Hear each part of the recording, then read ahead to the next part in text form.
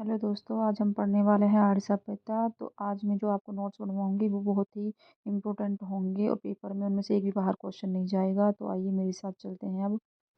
Hello friends, आज हम पढ़ेंगे आर्य सभ्यता। आर्य सभ्यता कहाँ पर है? ये है उदयपुर में। कहाँ पर है? उदयपुर में है ये। किस नदी के किनारे है? ये है आयरन नदी के किनारे। आयरन नदी के किनारे। इसके जो नाम है, उपनाम है, वो है बनास संस्कृति, बनास संस्कृति, मृतकों का टीला, मृतकों का टीला, और इसको बोलते हैं ग्रामीण संस्कृति की सभ्यता। ये कितने वर्ष पुरानी मानी गई है? ये मानी गई है 4,000 वर्ष पुरानी सभ्यता है ये 4,000 वर्ष पुरानी सभ्यता है। इसका सर्वप्रथम उत्खनन किया था एच डी सांकलिया ने।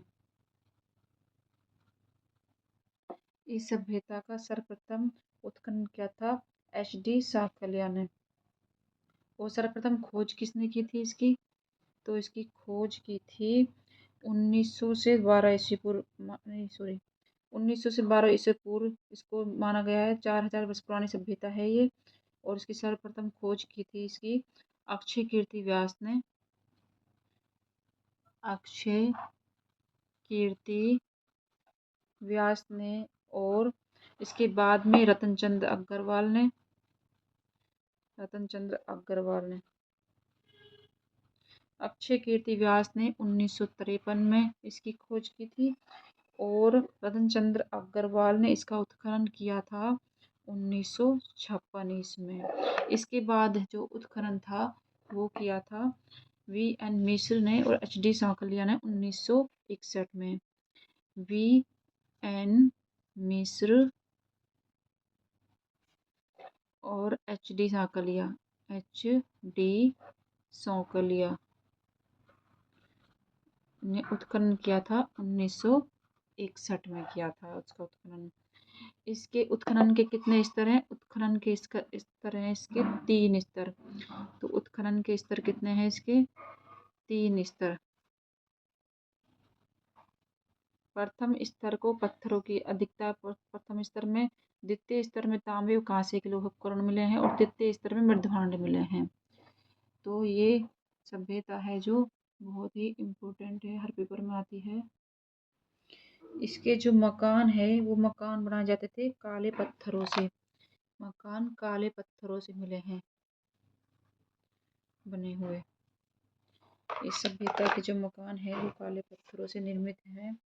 और मकानों की दीवारें धूप में सुखाई जाती थी। वे पत्थरों से बनाते थे। मकान के सामने की दीवार सफाई से चुनी जाती थी। यहाँ के अधिकतर मकान आयताकार और बड़े हैं। कैसे मकान है यहाँ पर? आयताकार, आयताकार और बड़े मकान है इस सभ्यता के। वे बड़े मकान, आयताकार और बड़े मकान इस सभ्यता में पाए गए हैं। बड़े कमरों में बांस की पर्दी लगाकर उस पर मिट्टी चढ़ाकर छोटे कमरों में परिणित किया जाता था।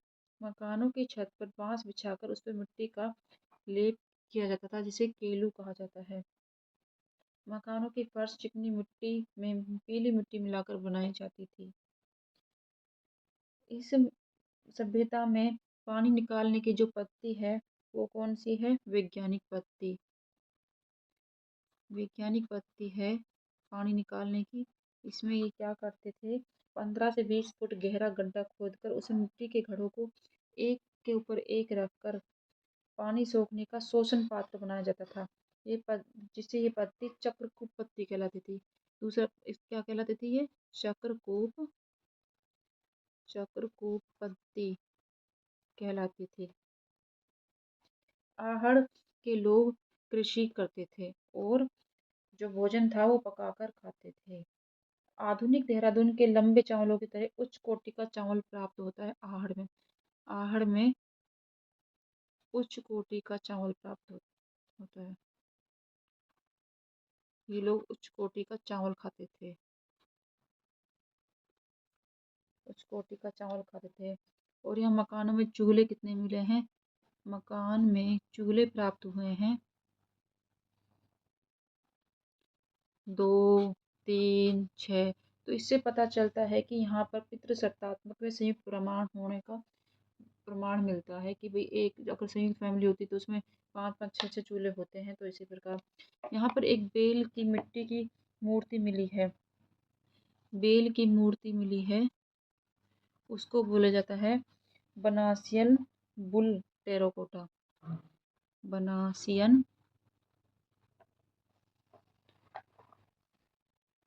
बुल टेराकोटा, इसको बोलते हैं बनासियन बुल टेराकोटा बोला जाता है इस मूर्ति को। यहाँ सब को कपड़ों व आभूषण सहित गाड़ते थे। कैसे गाड़ते थे सबको? कपड़े सहित, कपड़े सहित और आभूषण सहित, आभूषण सहित गाड़ा जाता था यहाँ पर। और यहाँ पर तांबे गलाने की भट्टी मिली है। यहाँ पर क्या मिली है? तांबे गलाने की भट्टी भी प्राप्त हुई है आहड़ सभ्यता से। की भट्टी, यहाँ से तांबे गलाने की भट्टी प्राप्त हुई है, इसलिए इसको ताम्रवती नगरी भी कहा जाता है, क्योंकि यहाँ तांबे की भट्टी मिली है। और यहाँ जो तांबे के उपकरण मिले हैं वो कौन से उपकरण हैं?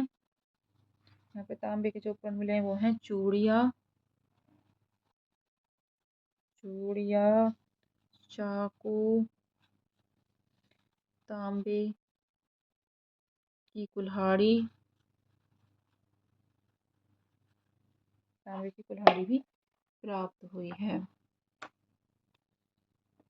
आहड़ का दूसरा नाम ताम्रवती नगरी भी है। क्या बोला जाता है इसको? ताम्रवती नगरी। यहाँ 26 किस्म के मणिये और धूपदानी मिली है। मिली है 26 किस्म के मणिये और धूपदानियाँ। यहाँ पे 26 किस्म के मणिये और धूपदानियाँ भी प्राप्त हुई हैं आहड़ सभ्यता में। यहाँ पर आहड़ से तांबे की 6 यूनानी मुद्रा व 3 मोहरें मिली हैं। तो मुद्रा मिली हैं 6 तो यूनानी मुद्रा और 3 मोहरें प्राप्त हुई हैं आहड़ सभ्यता से। यहाँ पर 6 यूनानी मुद्रा और 3 मोहरें मिली हैं आहड़ सभ्यता से। जो अनाज रखने के बड़े मृद भांड होते हैं मिले हैं, उनको बोलते हैं यहाँ पर गोरे व कोठे।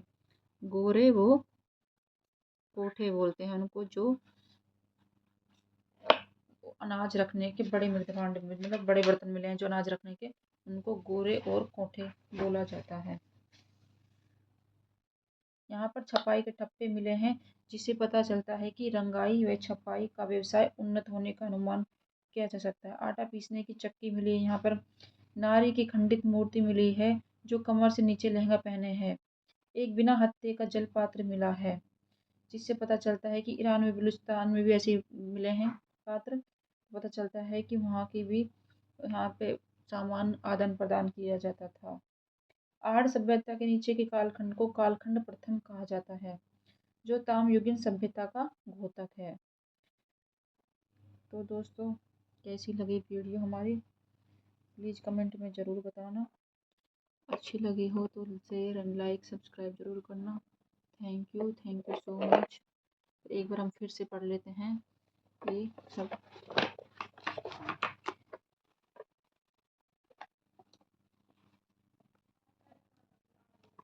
कहाँ पर है ये? उदयपुर में। नदी के कौन सी नदी किनारे? आयरन नदी किनारे। नाम है बनास संस्कृति मृतकों का टीला। कितने उत्खनन किया है इसका? HD साखलिया ने। खोज की अक्षय कीर्ति व्यास ने सर्वप्रथम उत्खनन किया इसका 1953 में। रतन चंद्र अग्रवाल ने उत्खनन किया इसका 1956 में। और VN मिश्रा HD साकलिया ने उत्खनन किया इसका 1969 में। उत्खनन 3 स्तरों में हुआ है इसका। प्रथम स्तर है तो पत्थर की, द्वितीय है ताम्र की, चौथी मृत भांडों की। मकान है जो यहाँ पे काले पत्थरों से बनाया जाता था। कैसा मकान का आकार होता था? आयताकार। वे बड़े मकान प्राप्त हुए यहाँ पर। पानी निकालने की पत्ती कहलाती है वैज्ञानिक पत्ती। यहाँ पर 15 से 20 फुट का गड्ढा खोदकर उसमें एक के ऊपर मटका रखकर उसको सोखने के लिए रख देते हैं। इसको बोलते हैं चक्रकूप पत्ती। आहड़ में उच्च कोटि के चावल मिले हैं। मकान में चूल्हे मिले हैं 2, 3, 6, जिससे पता चलता है कि यहाँ पे पितृसत्तात्मकता थी और लोग परिवार में रहना पसंद करते थे, मतलब संयुक्त परिवार होता था। बेल की मूर्ति मिली जिसको बोलते हैं बनासियन बुल टेराकोटा। सबको कपड़ों सहित और आभूषणों सहित गाड़ा जाता था। उसका मुख होता था उत्तर की तरफ। तांबे गलाने की भट्टी मिली जिससे पता चलता है कि एक ताम्रवती नगरी है। और तांबे के उपकरण मिले हैं यहाँ पे चूड़ियाँ, चाकू, तांबे की कुल्हाड़ी इत्यादि। तो दोस्तों कैसी लगी वीडियो? एक भी क्वेश्चन से बाहर नहीं जाएगा। अगर इसमें से आहार सभ्यता में से क्वेश्चन आएगा तो इससे एक भी बाहर नहीं जाएगा, क्योंकि जितने भी फैक्ट थे वो सारे मैंने करवा दिए हैं आपको। तो दोस्तों अगर आपको मेरी वीडियो अच्छी लगे तो इसी तरह की और भी इस वीडियो में लाती रहूँगी और एक नोट्स की तरह ही आपको पढ़ाऊँगी, जिससे आप नोट्स बना सकते हैं साथ में। आपको पूरी बुक्स पढ़ने की ज़रूरत नहीं है, बस ये नोट्स से पढ़ के जाओगे तो इससे एक भी बाहर नहीं आएगा आपका क्वेश्चन। तो थैंक यू सो मच। मुझे सपोर्ट करते रहिए।